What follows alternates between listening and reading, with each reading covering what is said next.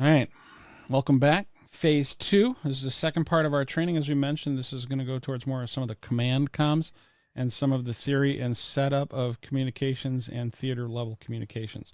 So we're going to go over a couple things pretty quickly. Again, some of the comms theory, the setup in terms of as a command squad lead and above, how you want to set and do things. Some of the team radio discipline you want to have at a command level. Talk again about rack radios, and then some of the resources at the end. So now we'll go to, I believe it's slide 11. That was slide 11. Let's go to slide 12. So theater level comms. One of the fun parts about both ArmA and modern military to start with is, if you notice, everybody has earphones on, both in real life as well as in game. That's because comms is a key piece. Knowing what's going on, talking to your teammates, talking to your commander is a key piece. But as squad lead and above in theater level comms, if you don't say it, they don't know it. So if you're getting a order from on high that the Air Corps just took out a tank 5 clicks out, probably not as important to know about until you get to a moment where there's nothing going on. Or if there's nothing going on, you can tell the guys, hey, it looks like they just took out a tank about 5 clicks away. Know that we have tanks in the AO. If you're getting something coming in that there's a helicopter, there's enemy helicopters sighted in the area, let your team know. Remember, you're hearing this as a squad lead. If you don't tell the team, they're not on the same radio you are hearing the same traffic. So make sure you're taking that stuff down. Same thing with carrying stuff up. If the team sees a column of 4 tanks moving down the road, obviously it's incumbent upon you as a squad lead, as a commander, to carry that up channel so that someone can react to it. This is my favorite slide. Everyone hates it, but if you really take a moment and just look at the colors and what they mean, it suddenly starts making a lot of sense. Let's start with short range and the red button. You have a fire team lead, FTL, 2 of them, a squad lead, an alpha squad. They're all red. Those SR1s, doesn't matter what channel it is. In this instance, it happens to be SR short range channel 1. They are all in their squad level on a 343 on channel 1. Bravo squad is on channel 2. Charlie squad is on channel 3. The ARs, the AARs, the GL guys, the only thing they've got in their kit, the only thing they're worried about, their channel and their squad. At the top of that pile is the Alpha squad lead, Bravo squad lead, and Charlie squad lead. They each have, independently, a 152. That 152 that they have is set to 1 channel, long range 1. And with that purple channel, they can talk to the XO. Again, this is in the groups that I've been with. We can mimic this down a little bit. We also had all of our medics always traveled with command. We do CCPs, and you'd have to combine medical people back to behind the line where the medics would fix them up. Medics were never forward. Medics were always working in the back, and we kept them plenty busy.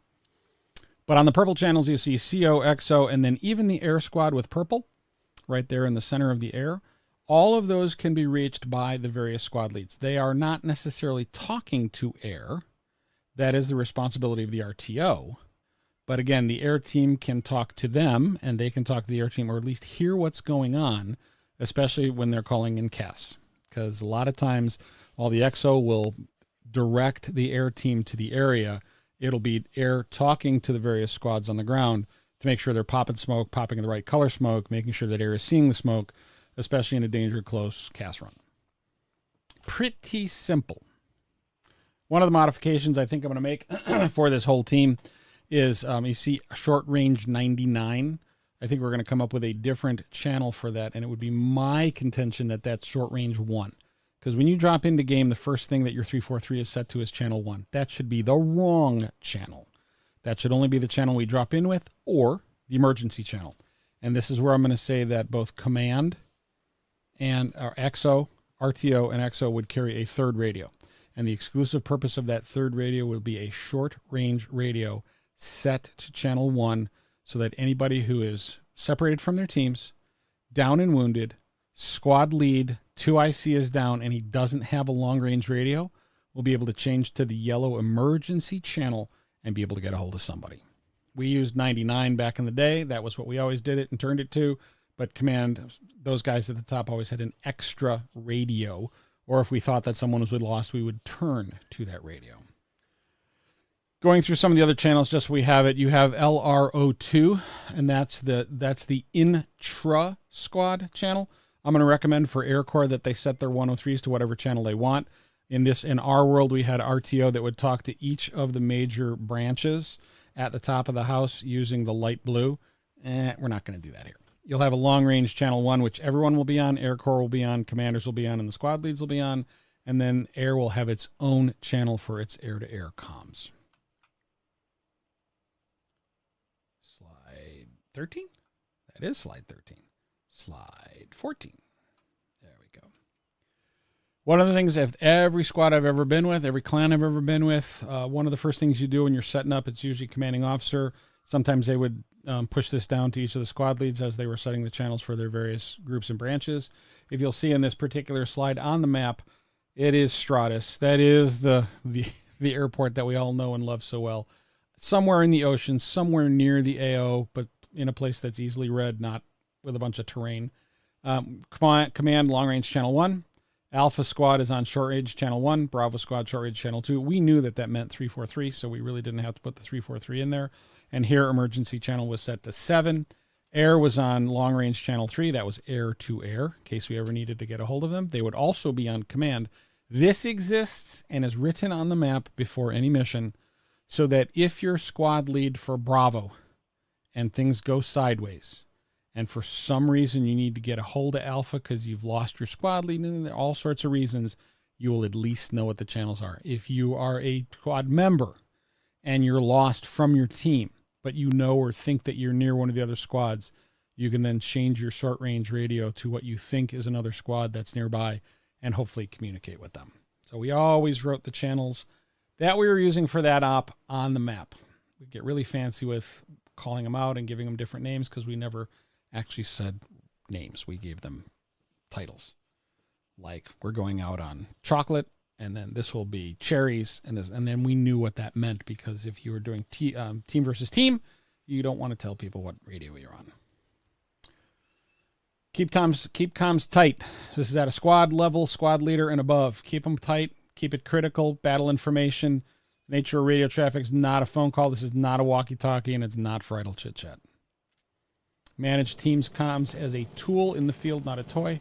Keep comms to a minimum. It will instill a sense of urgency and a critical nature of all the traffic that's on any given net. Don't use it as just a way to chit-chat about stuff that's going on. Limit that to direct comms. Let you read all of the rest of that on your own. These slides will be available in the gift shop upon leaving. That was slide 15. Jeez, we're flying through this bad. This is awesome. Rack radios, critical to commanders. Okay, it's a key piece. Now we talk about rack radios from a command level perspective. If you're a commander, if you're in the field, and you have a vehicle, it would be my recommendation to either attach your 152 to the rack radio in the vehicle so you can be broadcasting with an additional boost of range. Certainly the 152 for the command level. And if you're going to get out of the VIC, make sure you take your radio with you. I believe when you get out of the VIC, if I'm not mistaken, it automatically puts it back in your kit. And then you will be set with, and I can't show this right now. Jeez, we got all sorts of stuff flying around. When you get in the vehicle and you have to use the rack radio. So in addition to attaching your 152, there's a little button that you hover over it. It will say, use this rack radio. It will set up a third PTT3. And you will need to key bind that. I forget what the keystrokes are. I'll look that up and I'll have that for later on. But it becomes PTT3. So when you mount and use a rack radio, you're actually not using PTT2 anymore. You're going to use the rack radio in the vehicle. That gives you additional distance. Same thing for if the Air Corps were to use the 103 and have a 152 and a 343 on them, which they shouldn't need. Then they would also have a PTT3 that they would need to set up, so that would have a third option. They're not carrying that radio, but it is one that they can key up on. Rack radios gets a little more complicated, not horribly so, but it's something that once you practice it once or twice, it just becomes kind of second nature. We're really getting towards the end pretty quick here, and it is 8:45. Man, I did that in under an hour. Look at that. Here we go. Slide. There's resources. There's the thank you slide. I've got resources that I will get to you guys on the outside. I don't even remember what slide 20 is. Is this something that Indo put out? Hold on, let's see. Yeah, it's his. He capped it on both sides with that. So that finishes it off. If you got questions, ask me. I'll be posting this video out so you all can see it. It's recorded. YouTube will have it here shortly. I'm going to tab out here and end both the